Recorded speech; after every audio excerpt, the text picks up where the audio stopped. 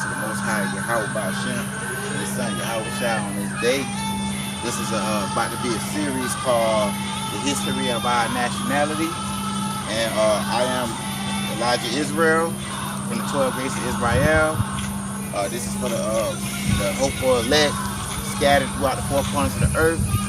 This is our history of our nationality. What I'm going to do with these series is go down the history of the storyline of the Bible the best way I can for edification's sake. Let's get started, right?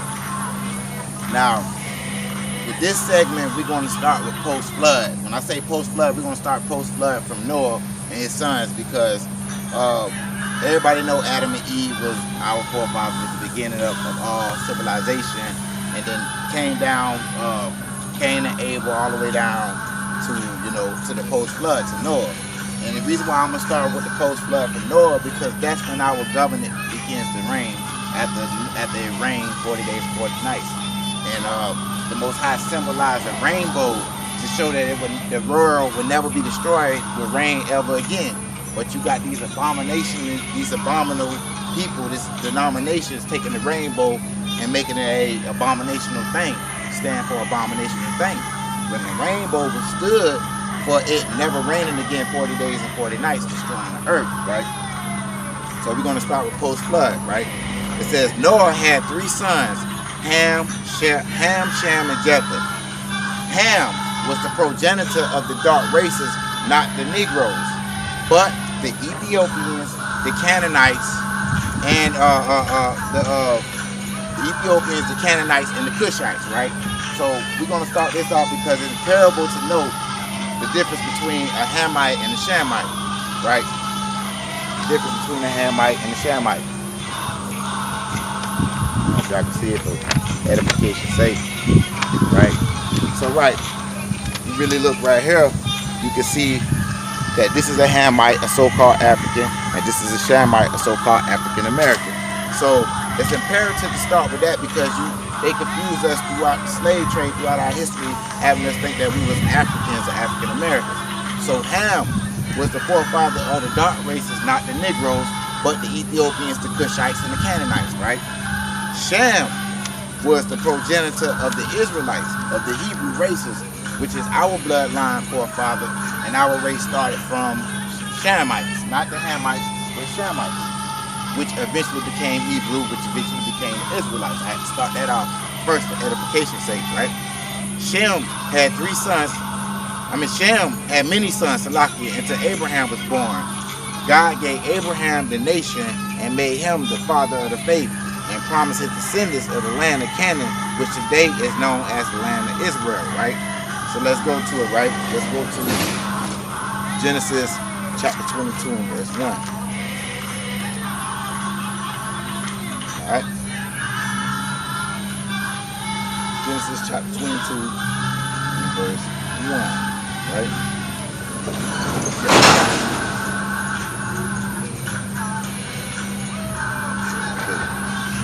Like it. 22 and 1.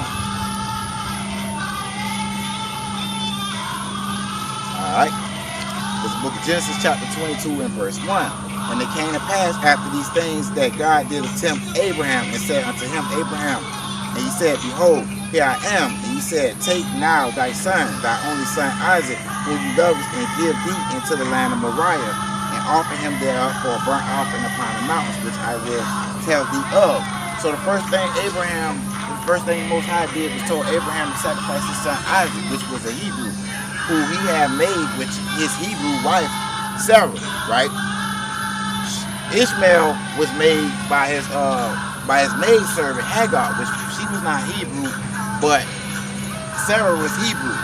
So which made Sarah's son, which was Isaac, to receive the covenant from Abraham. But the Most High told Abraham to go to the mountains and sacrifice Isaac, right? Watch this, let's see what happens. Alright. Verse 2. And he said, verse 3, Salakia. Abraham rose up early in the morning and saddled his ass, meaning by he saddled his donkey, saddled his horse, right? And took two of his young men with him and Isaac and his son and clave the wood for the burnt offering, rose up, and he went into the place which God had told him. Then one third day Abraham lifted up his eyes and Saul to place afar off. Verse 5.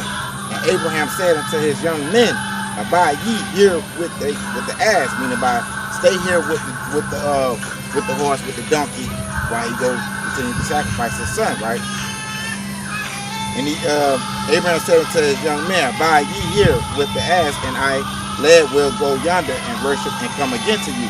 And Abraham took the wood of burnt offering and laid it upon Isaac his son, and took the fire in his hand and a knife, and they went both together.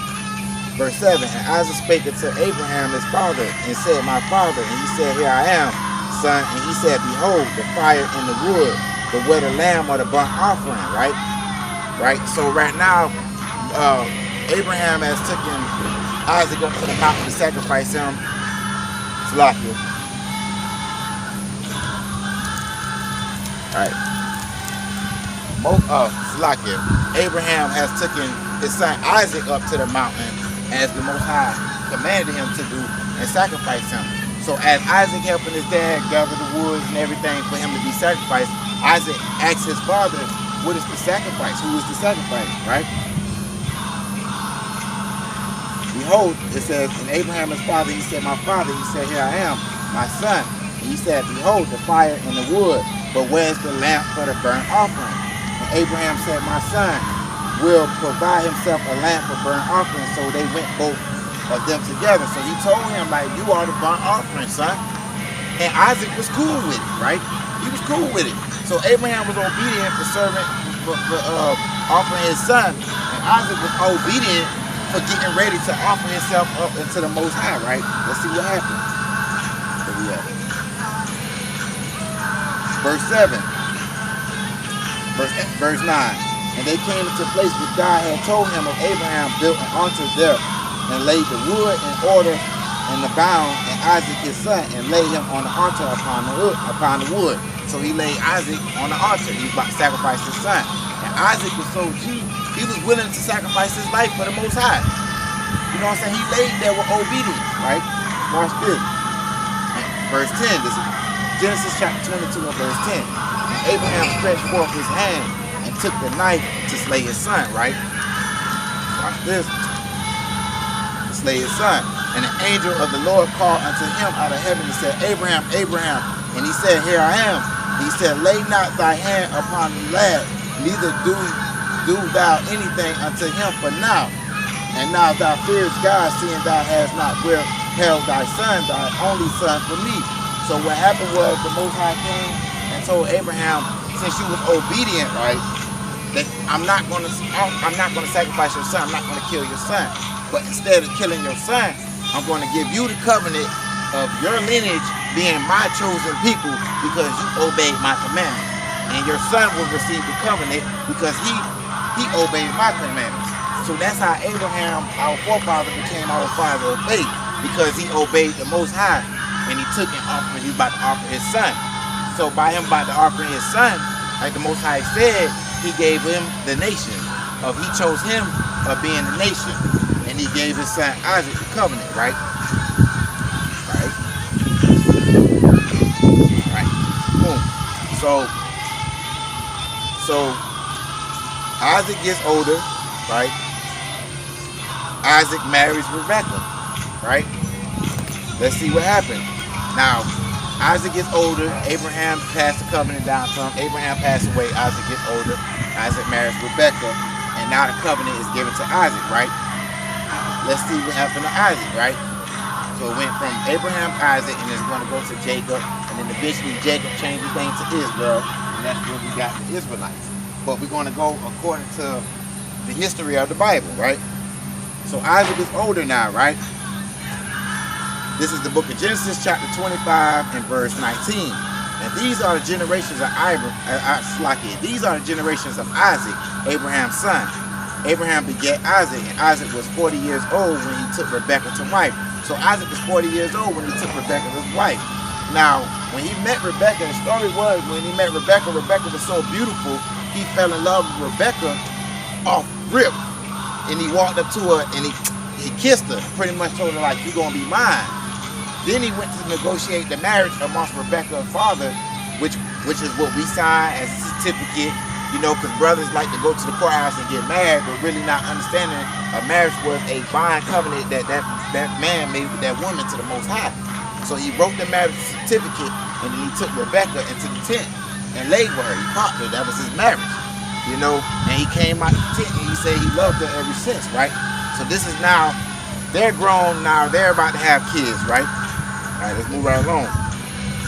It says, Genesis chapter 25, verse 20, and Isaac was 40 years old when he took Rebekah to wife, the daughter of Bethuel, Syrian, Padan Aram, the sister of Laban, Syrian, right? Verse 21, and Isaac entreated the Lord for his wife because she was barren, right? So she was pregnant, and the Lord was entreated with him, and Rebekah, his wife, conceived, and the children struggled together within her, right?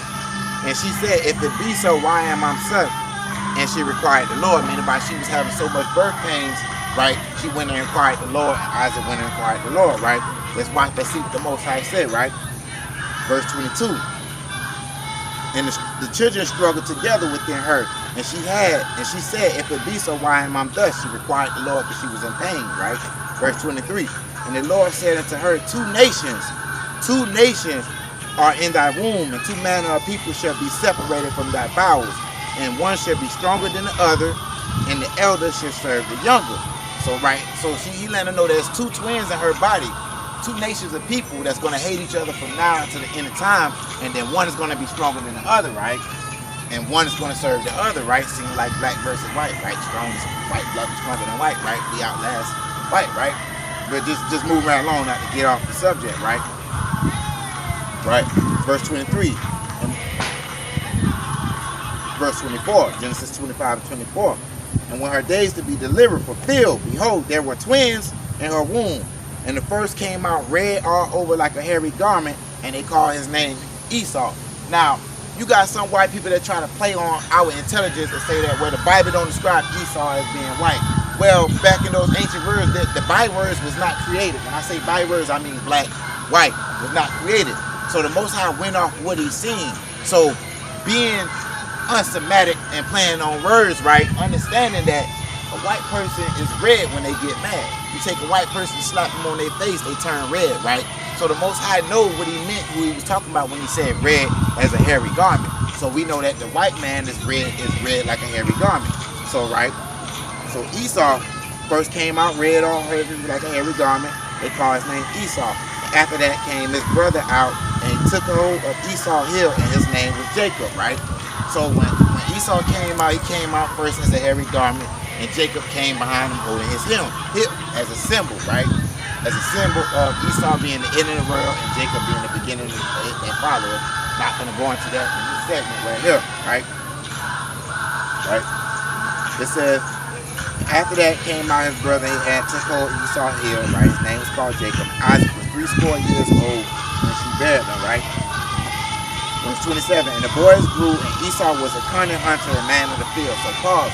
If you fast forward to numerous times to the day, Esau is a cunning hunter. What is a cunning hunter? Look all on the internet. The white folks, the white men run everything. They run everything. All the weapons. They control the police force, the military force. They got all the weapons. They hunting us down in the streets. They hunting our animals down on the streets. Like, you know, that was their gift, right? Right? He was a cunning hunter. And Jacob was a plain man dwelling in the tents. We are plain men dwelling in the tents, right? Right. Verse 28. And Isaac loved Esau because he ate of his vintage, but Rebekah loved Jacob because of the prophecy that was supposed to take place of our people. So she loved Jacob, right? All right, verse 29. And Jacob sold pottage, and Esau came from the field, and he was faint, and about Esau was tired. Verse 30. And Esau said to Jacob, feed me, I pray thee, with the same red pottage, for I am faint. Therefore was his name called Edom. So when we say Esau, we know that they came from the nation of Edom. They know that they came from the nation of Edom. We the only ones that don't know what nation we came from, right? And Jacob said, sell me to the day this birthright. Verse 32. And Esau said, behold, I am at the point to die, and what profit shall this birthright do to me? Verse 33. And Jacob said, swear to me this day. And he swore unto him, and he sold his birthright unto Jacob. So Esau sold his birthright for a piece of meat unto Jacob, right? Fast forward numerous times, why all these Edomites got all this money, why they got these big houses, these best jobs, they can go on vacation as they will, because they sold their birthright to Jacob and eventually got rich off of the backbones of our forefathers' slavery and captivity. So this is their heaven. But when Christ come back, Yahushua come back, they're going to get repaid for the things that they did to us, right? But not to go veer off just to get digressing that to another story, right? So Esau sold his birthright. Then Jacob gave Esau the bread of pottage and lentils, and he did eat and drink and rose up and went his way. Thus Esau despised his birthright. So when Esau despised his birthright, meaning by he despised his birthright, he despised his brother who he sold his birthright to. Sound like today, right? Esau hate us, right? They always trying to kill us, right? And that's because ultimately they mad they sold their birthright to Jacob. And they trying to get us to do all these abominable things to get away from the Most High so they can try to get their birthright. But it's not working because we waking up through all the four corners of the earth on who we are, and we using our body as a living sacrifice, and we waking our people up to who we are, right? So we ended off with Esau and Jacob separated. History of our nationality, tune in part 2. We're going to go into Jacob change his name to Israel and becoming fruitful and multiplying, which eventually had the 12 tribes of Israel who ended up in Egypt and had to be freed by Moses. So I hope I was able to edify somebody's spirit. All praise to the Most High, Yahweh by Hashem and His Son Yahushua, who we call Christ. All praise to the two witnesses out here on the streets teaching the highways and byways, which consists of the northern kingdom and the southern kingdom. All praise to the Most High. Rakatah Yahweh, Rakatah Yahushua. We got next. Shalom.